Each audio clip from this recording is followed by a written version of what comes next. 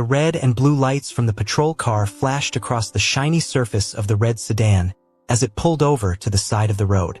Officer Jack Thompson stepped out of his vehicle, his boots crunching softly on the gravel. He adjusted his utility belt, his eyes narrowing as he approached.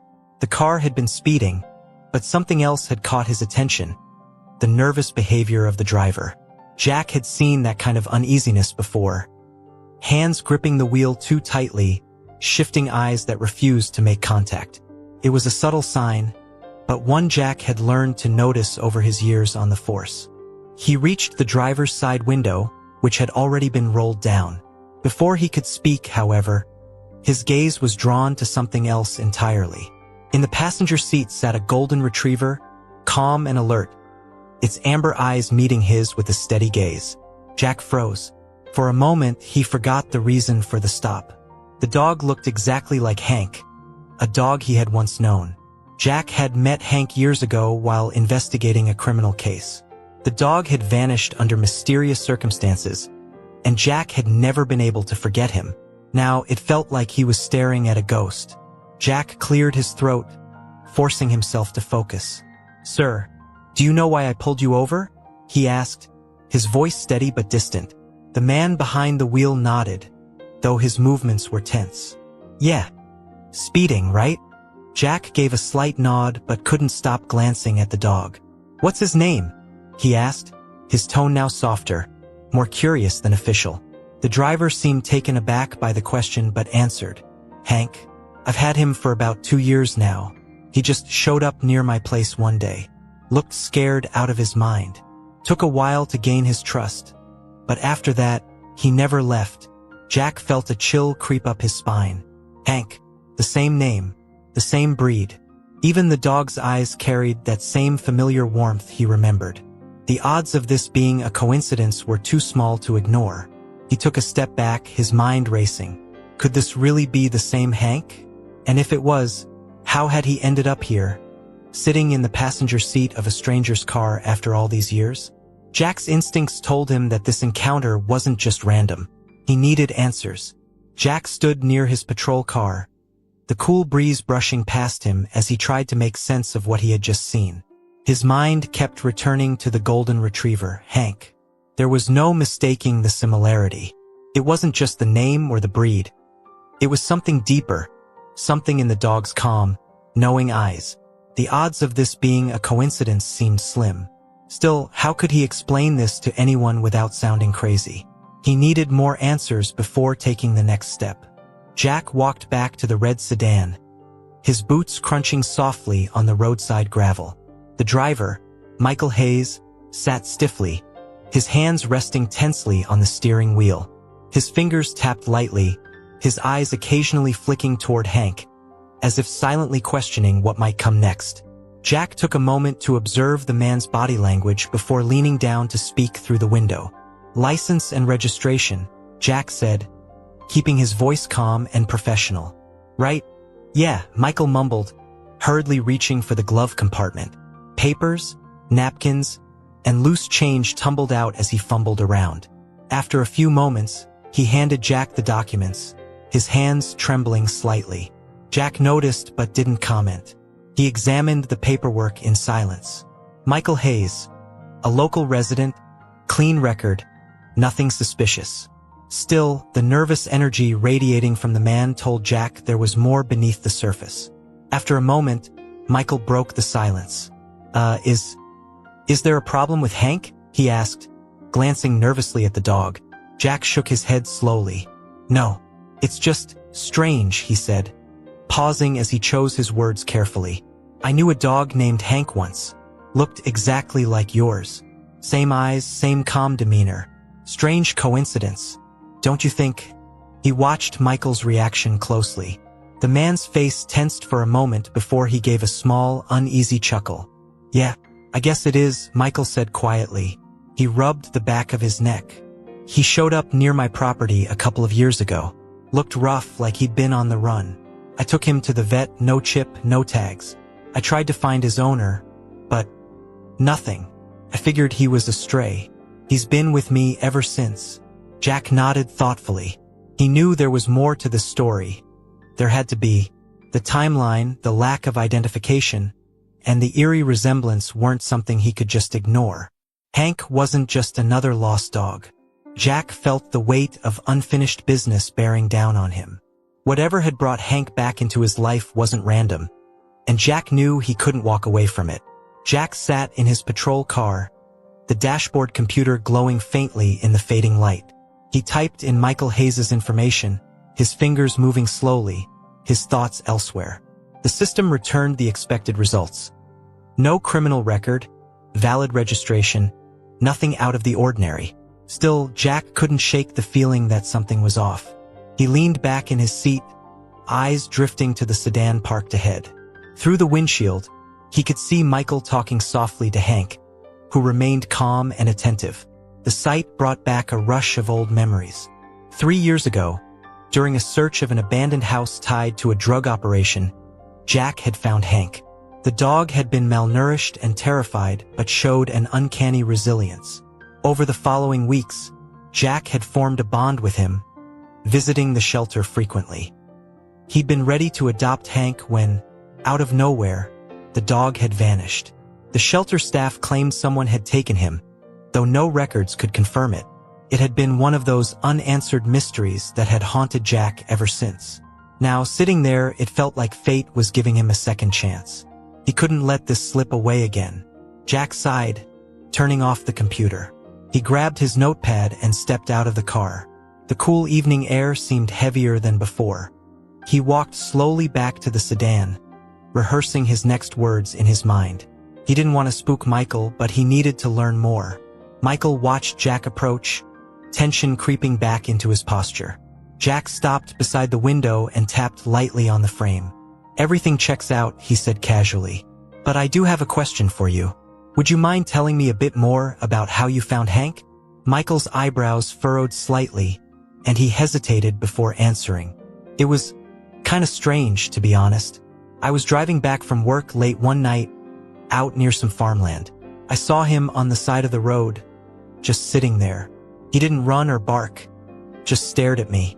I pulled over, and when I opened the door, he hopped right in like he was waiting for me."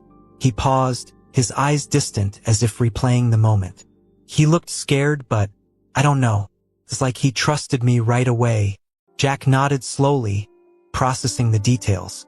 "And you've had no issues since? No signs of anyone looking for him?" Michael shook his head. "Nope. Took him to the vet the next day, had him checked out. He was underweight but healthy. No microchip, no ID. I asked around a bit, but no one claimed him." He glanced at Hank, who had shifted slightly to rest his head on Michael's arm.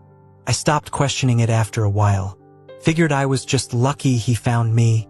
Jack frowned slightly, the pieces falling into place in a way that didn't sit right with him.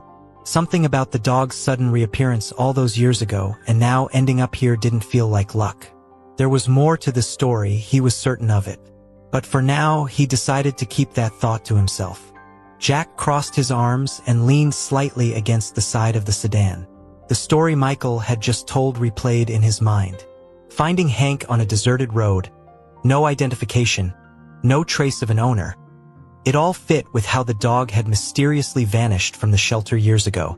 But there were too many gaps, and Jack's gut told him something wasn't adding up. He took a deep breath and decided to press a little further. "You didn't see anyone around when you found him? No cars nearby, no signs of anything strange?" Jack asked, keeping his tone conversational but watchful. Michael shook his head. "No, nothing. It was just him out there in the middle of nowhere. I mean, I thought it was weird, but I figured maybe someone dumped him there. Happens a lot in rural areas, unfortunately." He frowned and ran a hand through his hair. "I've always wondered if he was running from something, though. He had this nervousness at first, like he was always on edge. Took a few weeks for him to fully settle in." Jack listened carefully, filing away every word. If Hank had been dumped or escaped, it would explain why he had disappeared so suddenly. But something about this didn't feel random. The dog had shown up at just the right time, in both his life and Michael's. Jack glanced at Hank, who was now resting quietly, his eyes half closed but still aware of the conversation. "Yeah, Dogs like that usually carry some baggage, Jack said thoughtfully. He paused for a moment before adding, you ever had any incidents? Anyone coming around, asking about him? Michael's eyes narrowed slightly, and he leaned back in his seat. No, nothing like that. Why? Is there something I should be worried about? His tone shifted slightly, more defensive now. Jack shook his head quickly, not wanting to alarm him. No, nothing like that. Just curious. Sometimes dogs that come out of situations like that have a history. People looking for them, old connections. I've seen it happen before. He kept his gaze steady, watching how Michael reacted. There was a flicker of doubt in the man's eyes, but he didn't push for more information. Jack decided to ease up for now. He had enough to think about, and he didn't want to raise unnecessary suspicion. But deep down, he knew the story wasn't over yet. Jack stood in silence for a moment, the distant hum of cars on the highway barely audible. His mind turned back to that case from 3 years ago. The house where Hank had been found was in shambles, a hideout for drug runners who had vanished before the raid. Hank had been one of the few living things they'd discovered inside. The dog had been scared, but not aggressive. Jack had stayed with him until animal control arrived, a small but memorable connection forming between them. That bond hadn't faded, and seeing Hank now was like reliving those moments all over again. Michael cleared his throat, breaking the silence. Look, officer, I don't really know where Hank came from, but if there's something I need to know, I'd appreciate if you told me, he said cautiously. His eyes were serious, with a mixture of curiosity and worry. Jack shook himself out of his thoughts and met Michael's gaze. It's nothing you need to worry about right now, he replied carefully. Like I said, I just knew a dog like him before. He disappeared under some strange circumstances. Seeing Hank here kind of threw me for a loop. Michael frowned, his fingers tapping on the steering wheel again. Strange circumstances? What kind of circumstances? He asked, now clearly more invested in the conversation. Jack hesitated. He didn't want to reveal too much yet, not without more facts. It was a case I worked on a few years back. The dog I knew was caught up in some bad stuff. I always wondered what happened to him. He paused, then added, but it's probably just a coincidence. Dogs like Hank, they have a way of showing up when you least expect it. Michael seemed to ponder Jack's words for a moment before nodding slowly. Yeah, I get that. Hank came into my life when I was going through a rough patch. It's like he knew I needed him. He glanced at the dog, a small smile forming on his lips. Hank's ears perked up slightly at the sound of his name, and his tail gave a slow wag. Michael's expression softened. He's been a lifesaver for me, honestly. Jack observed the bond between the two and felt a pang of understanding. He'd seen firsthand how dogs could anchor people in their darkest times. Still, he couldn't ignore the gnawing feeling that Hank's reappearance wasn't just fate or chance. There were too many unanswered questions. Jack had a hunch that the past they both shared with Hank would come knocking soon enough. Jack returned to his patrol car but didn't start the engine right away. His thoughts weighed heavily on him as he stared through the windshield at the red sedan ahead. Hank's reappearance gnawed at him, raising more questions than answers. What were the chances that this dog, once tied to a criminal case, had ended up miles away, with a new owner, and no one ever came looking for him? Jack wasn't a believer in coincidences, and his instincts told him that there were still threads of the past waiting to unravel. He tapped the dashboard lightly, debating his next move. Officially, he had no reason to dig any further. Michael Hayes seemed like an ordinary guy. His story checked out, his records were clean, and Hank didn't appear to be in any danger. Still, Jack couldn't shake the idea that something or someone might eventually resurface. If those involved in the old case found out where Hank was now, would they come looking for him? Jack had seen enough cases to know that loose ends had a habit of coming back to haunt people. His thoughts were interrupted by a crackling voice over the radio. Unit 4, status check, the dispatcher called. Jack picked up the radio and responded, Unit 4 here. Traffic stop cleared. No further issues. Resuming patrol, he placed the radio back on its holder, letting out a slow breath. Technically, the stop was over, but the situation still didn't sit right with him. He made a quick note of Michael's name and address in his patrol log. He wasn't sure if he'd ever need the information, but something told him to keep it handy. Stepping out of the car once more, Jack approached the driver's side window. Michael looked up, his expression curious but less tense than before. "Everything's good," Jack said. "I'm not giving you a ticket, but I'd advise you to watch your speed in the future." He hesitated for a moment before adding, "Also, if you ever notice anything unusual, someone asking questions about Hank or acting strange around your property, just give me a call." Michael blinked, his brows knitting in confusion. "You think someone might come looking for him?" "Probably not," Jack said quickly, waving a hand dismissively. "Just covering all bases. Sometimes things have a way of circling back when you least expect it. Better to be prepared." He handed Michael a business card with his contact information. Michael accepted it slowly, nodding in understanding but clearly still puzzled by the warning. Jack gave Hank one last glance before stepping back toward his patrol car, his gut telling him this wasn't the last time their paths would cross. The sun had fully dipped below the horizon as Jack drove slowly through the quiet streets, his mind still on the encounter with Hank and Michael Hayes. Streetlights cast long shadows on the road ahead, their flickering glow adding to Jack's uneasy feeling. He couldn't shake the sense that someone, somewhere, had been keeping tabs on Hank all this time. Maybe it was paranoia, or maybe his instincts were sharper than he gave them credit for. Either way, his gut told him this wasn't over.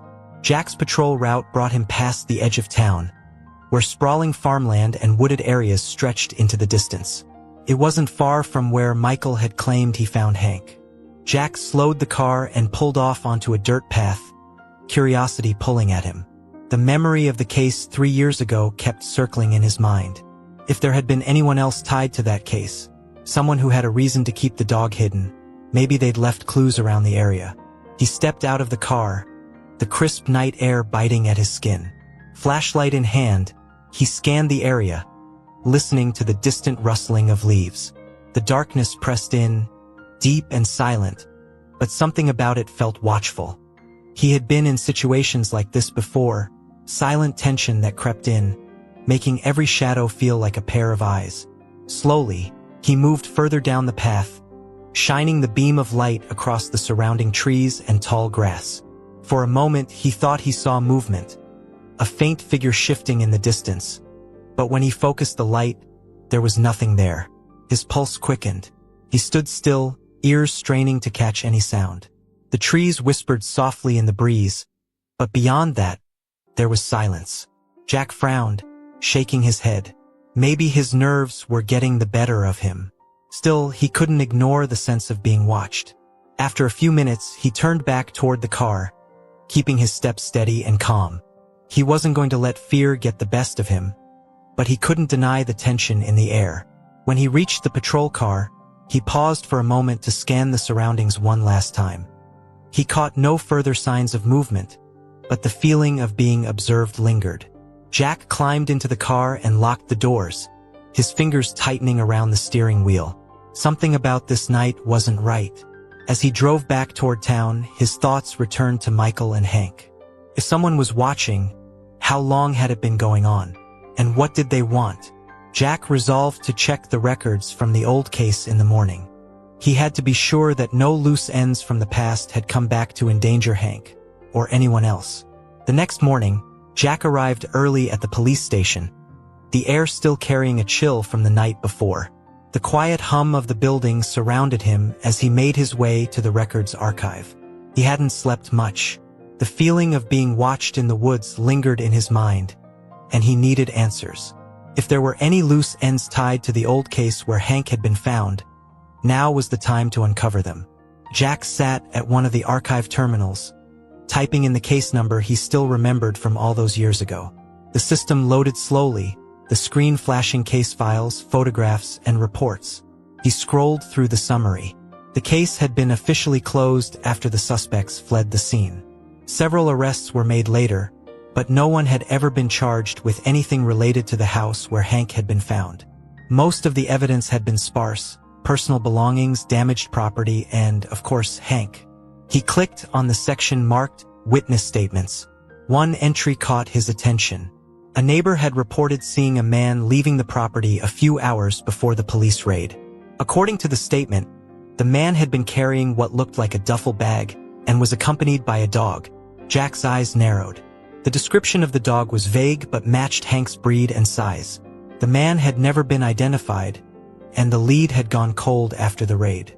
Carrying a dog, Jack murmured to himself, rubbing his chin thoughtfully. Had this man been Hank's original owner, or someone trying to protect him? Jack's thoughts raced as he tried to piece it together. If this person had connections to the drug ring, there could still be people out there with an interest in Hank. He made a mental note to revisit the witness and see if they could recall any more details. Just as he was about to close the file, a name stood out on one of the police reports. Mark Ellison. Jack recognized the name immediately. Ellison had been one of the suspects tied to the drug operation. Although he had never been directly connected to the abandoned house, his network had been suspected of trafficking illegal goods through rural properties. Jack frowned. Ellison had been released from prison less than a year ago. If he was active again, he could be a threat. Jack leaned back in his chair, the pieces slowly clicking into place. If Ellison or someone in his circle had known about Hank, they might still be watching. Jack couldn't ignore the possibility anymore. He grabbed his phone and dialed dispatch. "This is Officer Thompson.